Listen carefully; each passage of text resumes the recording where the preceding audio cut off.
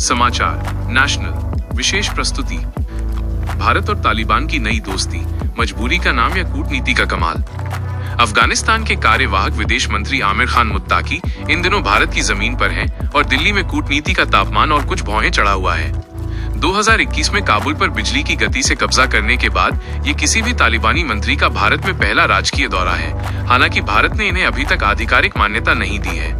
इसे मजबूरी कहें या क्षेत्रीय शतरंज की बिसात, लेकिन ये दौरा कई मायनों में ऐतिहासिक और कटाक्षपूर्ण है। कूटनीति का नाटक और असली एजेंडा। मुत्ताकी को भारत लाने के लिए पहले संयुक्त राष्ट्र सुरक्षा परिषद यूएनएससी से विशेष अनुमति वेवर लेनी पड़ी, क्योंकि वो अभी भी यूएनएससी की प्रतिबंध सूची में है। ये स्थिति ही अपने आप में इस दोस्ती की जटिलता को दर्शाती है। तालिबान का मिशन मान्यता मांग। तालिबान का असली मिशन साफ है, अंतर्राष्ट्रीय मान्यता, रिकॉग्निशन और आर्थिक मदद। मुत्ताकी भारत को अपने सबसे बड़े व्यापारिक सहयोगियों में से एक मानता है और चाहता है कि भारत इस नए अफगानिस्तान के साथ खुलकर व्यापार करे। गारंटी की लॉलीपॉप। अफगानिस्तान की धरती का इस्तेमाल भारत के खिलाफ न होने देने की गारंटी तालिबान बार बार दे रहा है।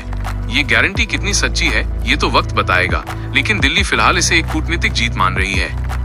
भारत का व्यावहारिक रुख। सबसे बड़ी घोषणा। विदेश मंत्री एस जयशंकर ने बैठक के बाद घोषणा की कि भारत काबुल में अपने टेक्निकल मिशन को पूर्ण दूतावास फुल फ्लेज्ड एम्बेसी का दर्जा देगा। ये बिना औपचारिक मान्यता दिए संबंधों को सामान्य बनाने की दिशा में भारत का सबसे बड़ा कदम है। इसे कूटनीतिक भाषा में ऑप्टिक्स का मास्टर स्ट्रोक कहा जा सकता है। राष्ट्रीय हित सर्वोपरि। भारत ये जानता है कि वो अफगानिस्तान को क्षेत्रीय शक्ति, रीजनल पावर, चीन या चिर शत्रु पाकिस्तान के हाथ में नहीं छोड़ सकता।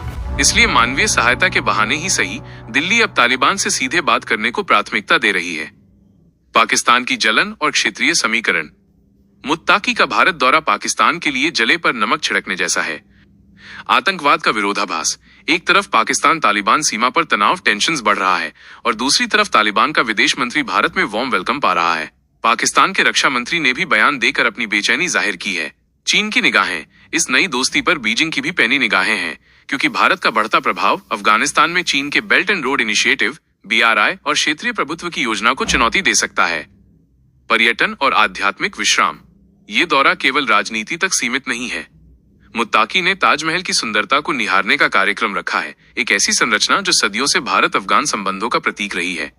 इसके अलावा वो उत्तर प्रदेश में दारुल उलूम देवबंद मदरसा भी जाएंगे, जिसे कुछ लोग तालिबान की वैचारिक जड़ों से जोड़ते हैं। तालिबान के लिए ये दौरा भारत में अपनी नरम छवि पेश करने और धार्मिक संस्थाओं से समर्थन बटोरने का एक मौका है।